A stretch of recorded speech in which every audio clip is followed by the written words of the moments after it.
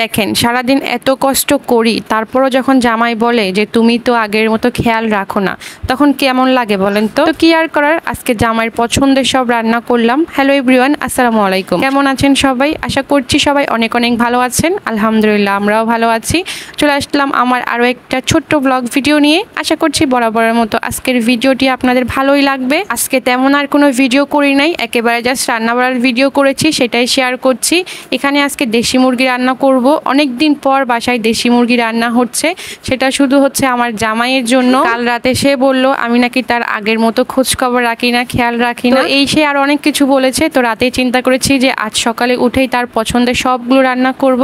তো যেই ভাবা সেই কাজ, আজকে হচ্ছে মুরগি রান্না করব, তার পছন্দের ভর্তা করব আর শাক ভাজি করব। শাকটা আমি একটু আগেই নিচ থেকে নিয়ে এসেছি।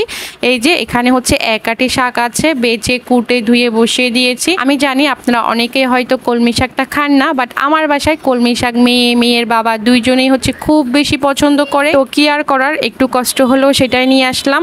আর এই যে এদিকে কিন্তু আমি হচ্ছে মুরগিটাকে একেবারে ভালো করে কষিয়ে নিয়েছি আর কাঁচামরিচ দিয়ে দিয়েছি। মরিচের পরিমাণটা কিছুটা কম দিয়েছি, যেহেতু ছোট বাচ্চা আছে, সে কিন্তু ঝাল ঝাল মুরগিটা খেতে পছন্দ করে। তারপরও কিছু করার নাই, সবার সব দিকে খেয়াল রাখতেই হবে। আর এদিকে এখন হচ্ছে শাকটা বসিয়ে দিচ্ছি। আজকে কলমি শাক রান্না করবো, একটু আগেই তো বললাম।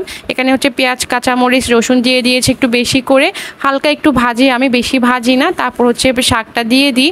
অন্যান্য শাক আমি কখনো ভাপ দেই না, জাস্ট কলমি শাকটাই ভাপ দিয়ে নিই। আমার কাছে মনে হয় কলমি শাকটা আগে থেকে ভাপ দিলে আর কি ভালো হয়। এখানে এখন পরিমাণ মতো লবণ আর সামান্য একটু হলুদের গুঁড়ি দিয়ে দিব। আমার শাশুড়ি আম্মা থেকে শুনেছি হলুদের গুঁড়ি দিলে নাকি শাকের কালার অনেক বেশি সুন্দর আসে, তবে সামান্যই দিতে হবে। এই জীবনে শিকার কি আর শেষ আছে বলেন, শিখছি শিখবো। তো যাই হোক, কথা বলতে বলতে কিন্তু এই পাশে হচ্ছে শাকটা হয়ে গেছে। আর এখন হচ্ছে মুরগিটা দেখাচ্ছি। মুরগিটা হচ্ছে আরও ঝোল টানাবো, আর একটু হচ্ছে হালকা ঝোল টানলে নামিয়ে ফেলবো। তো এখন হচ্ছে চ্যাপা শুটকি ভর্তা করব। আমার জামার সব থেকে পছন্দের হচ্ছে চ্যাপা শুটকি ভর্তা, সেটাই করে নিচ্ছি।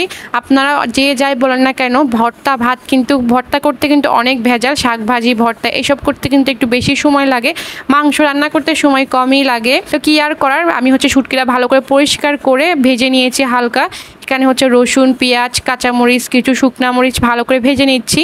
এই যে রসুন পেঁয়াজটা বেশি একটা ভাজবো না, হালকা করে ভেজে নিয়েছি, আর সঙ্গে ধনিয়া পাতা দিয়ে দিয়েছিলাম। তো আমি হচ্ছে প্রথমে শুকনা মরিচটা আর শুটকিটাকে কিছুটা লবণ দিয়ে ভালো করে বেটে নিয়েছি।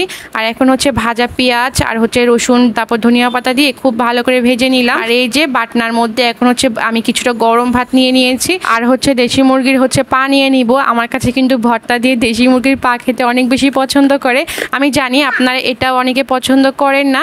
তো এই তো একেবারে মজাদার খাবার খেয়ে নিচ্ছি, দুপুরের খাবার। আর দুপুরে কোনো খাওয়া দাওয়া হবে না, রান্নাবাড়া একেবারে শেষ। এখানে হচ্ছে শাক ভাজি, তারপর মুরগি ভর্তা।